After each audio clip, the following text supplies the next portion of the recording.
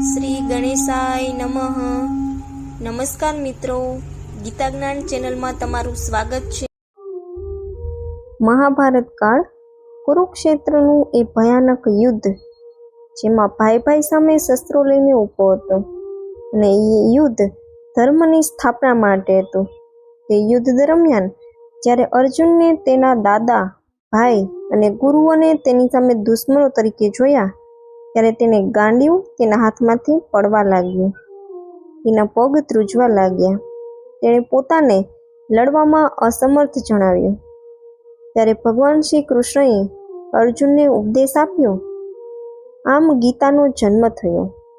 શ્રી કૃષ્ણએ અર્જુનને ધર્મની સાચી વ્યાખ્યા સમજાવી. તેને તે કરવાની શક્તિ આપી. અર્જુનના મનમાં ઉદ્ભવતા તમામ પ્રશ્નોના જવાબ શ્રી કૃષ્ણે સ્વયં માનવ સ્વરૂપમાં આપ્યા હતા. તેની વિગત ભગવદ્ ગીતામાં સમાયેલી છે, જે આજે માનવ જાતને તેના કર્તવ્ય અને અધિકારોથી વાકેફ કરે છે. ગીતાનો જન્મ માણસને ધર્મનો સાચો અર્થ સમજાવવાના હેતુથી થયો હતો.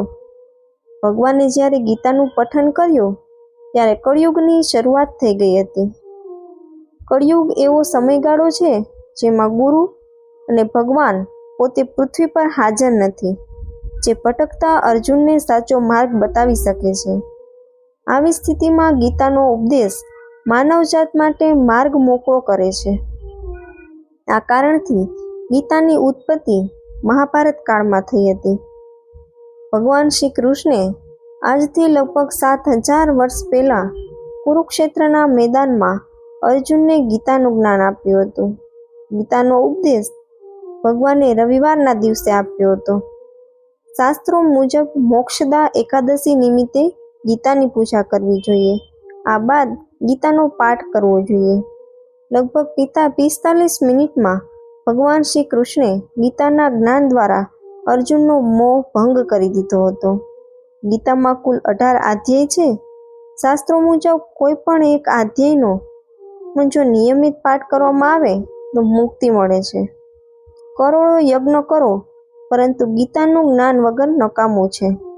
મહાત્મા ગાંધીજી કહેતા, જ્યારે હું સંકટમાં પડું છું ત્યારે ગીતાનો સહારો લઉં છું. ભગવાન પોતે કહે છે, ગીતા મારો પણ ગુરુ છે, મારું પણ હૃદય છે. ગીતા સર્વસ્વ છે અને અવિનાશી જ્ઞાન એ ગીતા મારું ઘર છે. અને ગીતાનો સહારો લઈને અને ત્રણેય લોકનું હું પાલન કરું છું. જે લોકોને પિતૃદોષ હોય તેવા લોકોએ પિતૃના આશીર્વાદ મેળવવા માટે ભાગવદ્ ગીતાનું અનુષ્ઠાન કરી શકે છે, ગીતાના પાઠ કરી શકે છે. જો મારો આ વિડીયો તમને ગમ્યો હોય તો શેર, લાઇક અને સબસ્ક્રાઈબ જરૂરથી કરજો.